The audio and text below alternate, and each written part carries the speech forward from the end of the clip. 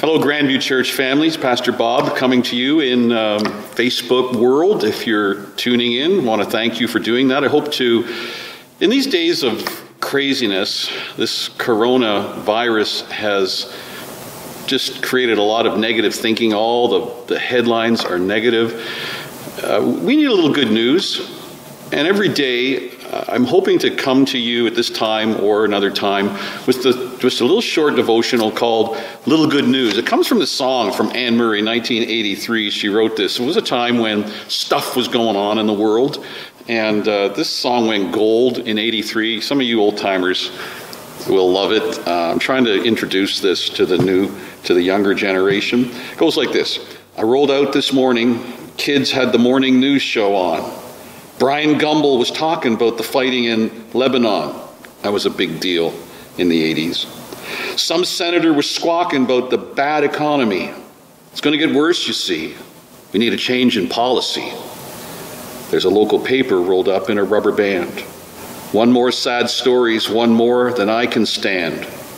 Just once, how I'd like to see the headlines say. Not much to print today.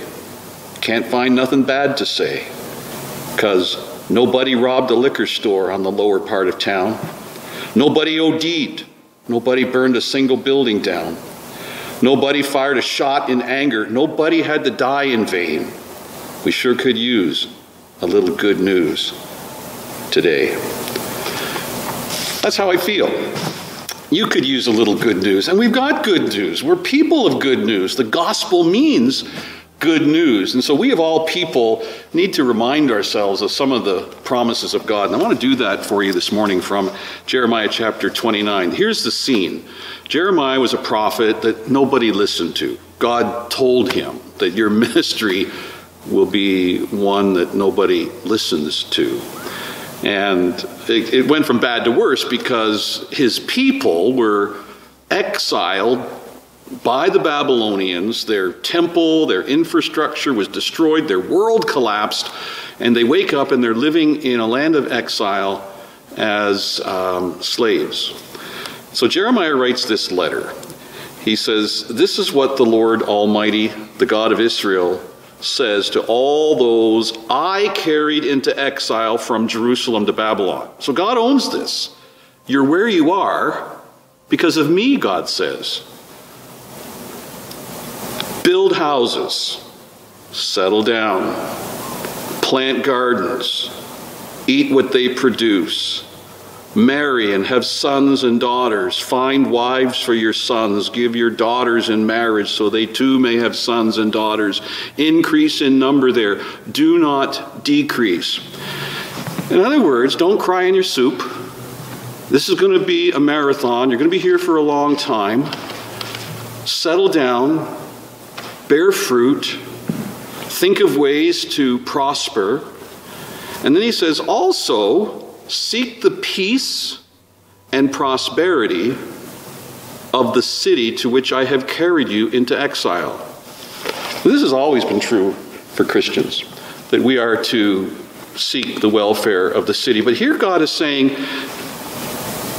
instead of being focused on your problem over which I am sovereign, God is saying, look out, seek the prosperity of the city, the people of which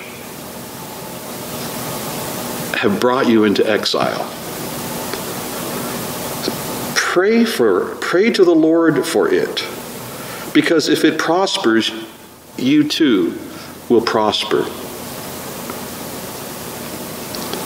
Yes, this is what the Lord Almighty, the God of Israel, says. Do not let the prophets and the diviners among you deceive you. Do not listen to the dreams you encourage them to have. Isn't that true?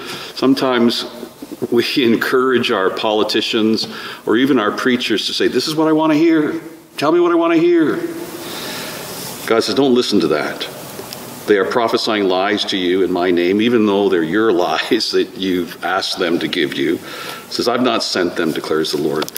This is what the Lord says. And this is really what I want to share with you today. When 70 years are completed for Babylon, and I'm not saying this corona is going to be 70 years, but it'll seem like that. He says, I will come to you and fulfill my good promise to bring you back to this place. In other words, the circumstances that we're in are not permanent. I know the plans I have for you.